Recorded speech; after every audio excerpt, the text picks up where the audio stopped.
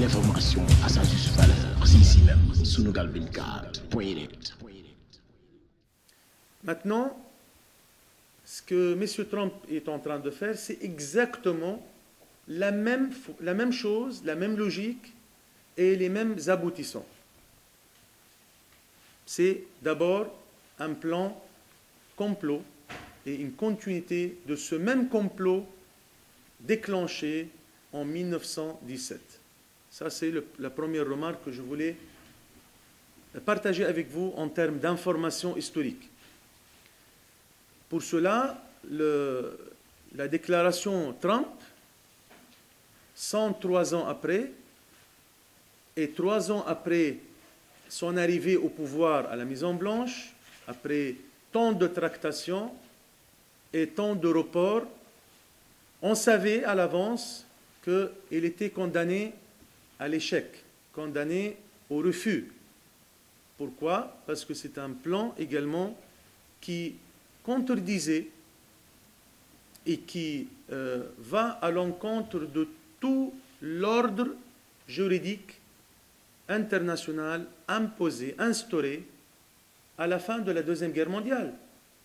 On a l'ONU, on a le Conseil de sécurité, on a les institutions internationales, on a les pactes qui garantissent à tout peuple son droit à l'autodétermination, le droit politique et civil, dont le peuple palestinien est encore privé et dont la Palestine est classée aujourd'hui comme la dernière colonie sur la planète.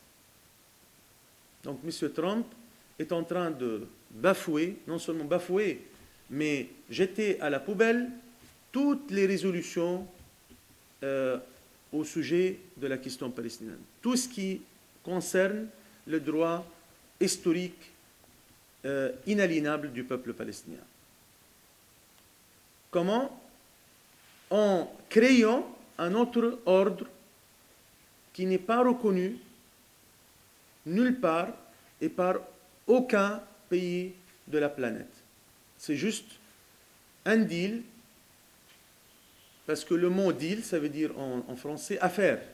Parce que M. Trump se croit le chef de la société en tant que homme d'affaires ou un homme banquier ou un homme qui détient l'ordre sur la planète. Donc, chef d'une grosse structure ou une grosse société qui traite avec les petits pays ou avec les petits droits ou avec les petits peuples comme en termes de bénéfices. Comment on va tirer les bénéfices? Qu'est-ce que tu vas gagner et qu'est-ce que je vais perdre? C'est dans cette logique que M. Trump est en train d'instaurer un nouvel ordre mondial tout en supprimant tous ces acquis de la Déclaration universelle des droits de l'homme et tout ce qui en suit en termes de résolutions, des pactes et des conventions internationales. Tout est maintenant sous les pieds du maître de la Maison-Blanche. Donc ce qui se passe, c'est catastrophique, c'est tragique, non seulement à la question palestinienne, parce que nous sommes habitués à ces genres des atrocités et des discriminations et de politiques de poids, de mesure par ces grandes puissances colonialistes depuis plus d'un siècle, comme je viens d'évoquer, mais aussi à l'égard de toute la communauté internationale, sans aucune exception. Tous ceux qui sont concernés par le maintien de ce droit international sont appelés, tous sont appelés aujourd'hui à s'alerter et à se mettre en face de cette arrogance américaine par le biais de ce deal ou de cette affaire dite du siècle.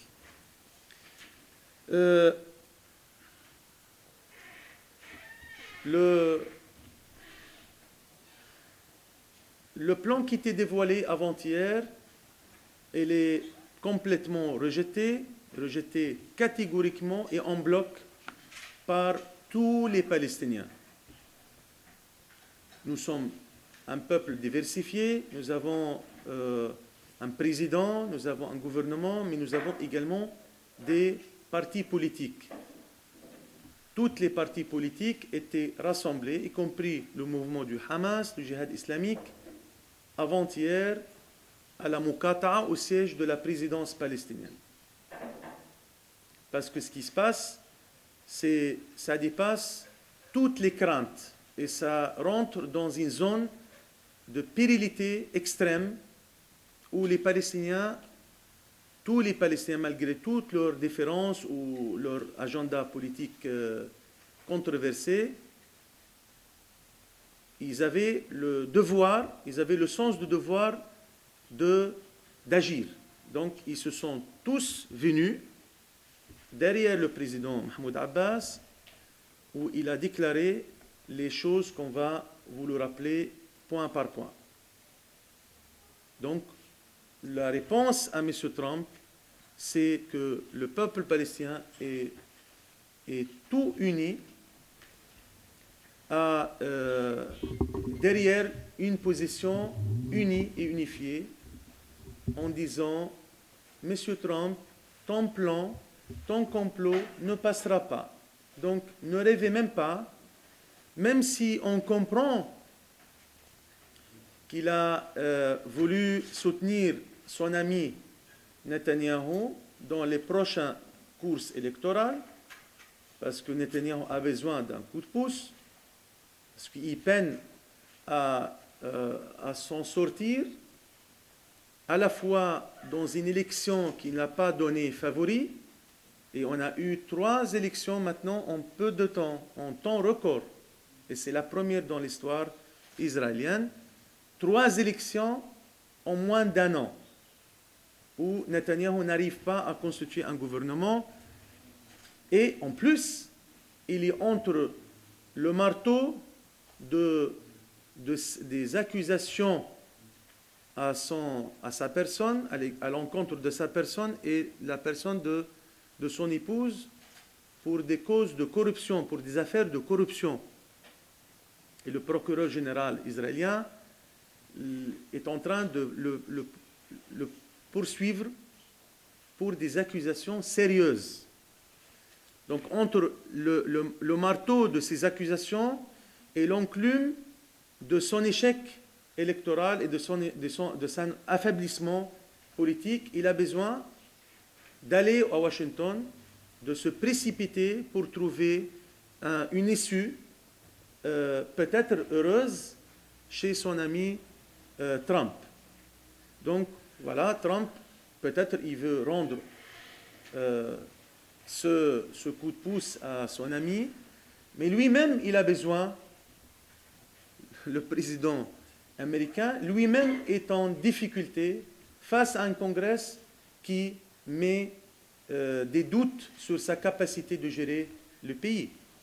Et vous êtes certainement en train de suivre la procédure de délégitimer Trump pour son incapacité, et on met même des doutes sur son attitude comme président, qui met en péril les intérêts américains et, sur l'échelle internationale. Et on a vu son retrait de l'accord nucléaire iranien, les crises qui sont en train d'engendrer avec beaucoup de pays, dont les pays alliés aux Américains, l'Allemagne, d'autres pays européens, la Russie, la Chine, etc. Donc il y a un petit peu un sentiment unanime que ce président est incapable, est impuissant, malgré les lobbies qui le soutiennent, mais il est quand même contesté. Il est nettement contesté, il est clairement contesté.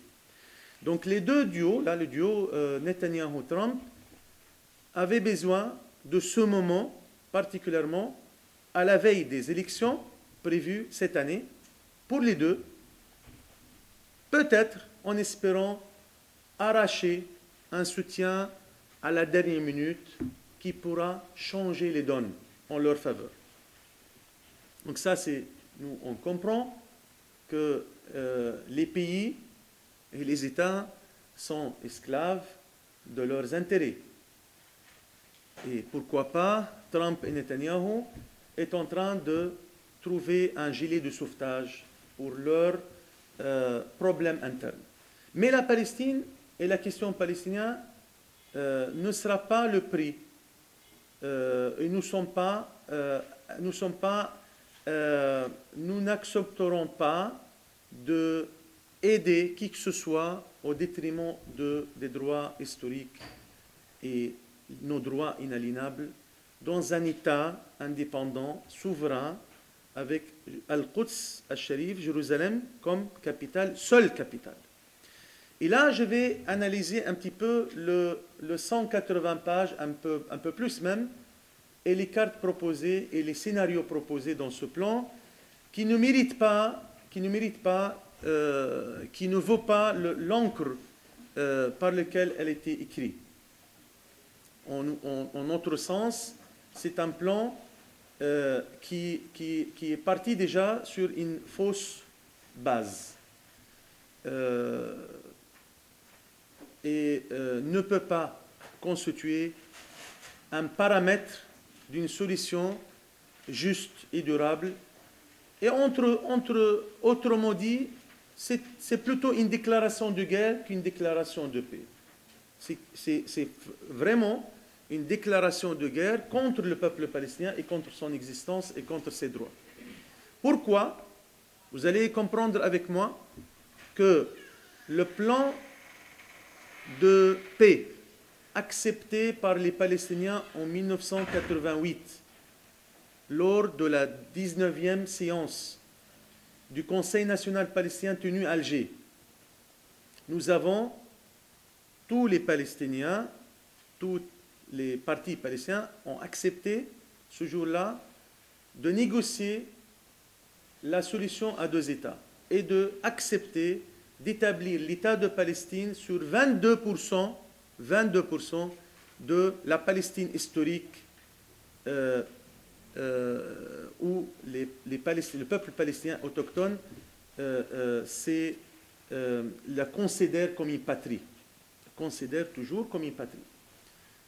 On a accepté donc les résolutions 242, 338, dont les Américains étaient les premiers initiateurs à l'issue de la guerre d'agression israélienne de 1967.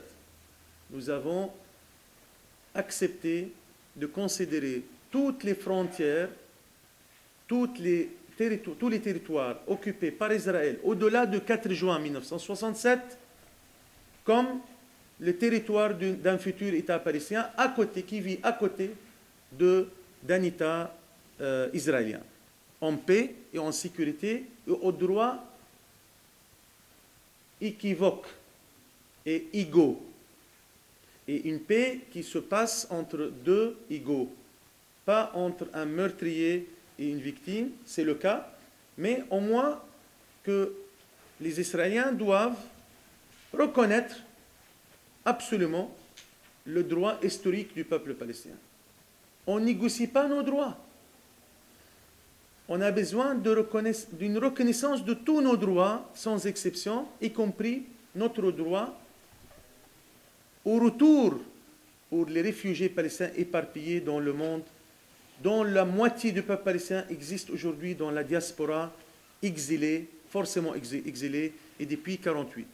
Donc nous voulons une reconnaissance des faits, une reconnaissance des droits, une réparation des torts, mais nous sommes prêts à reconnaître, et nous sommes prêts à négocier l'application de nos droits.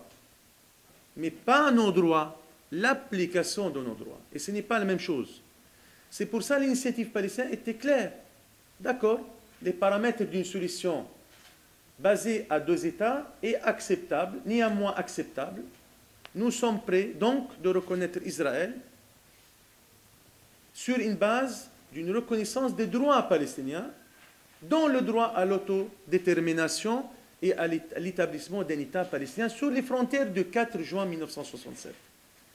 L'information à sa juste valeur, c'est ici même, Sunugal 24.net.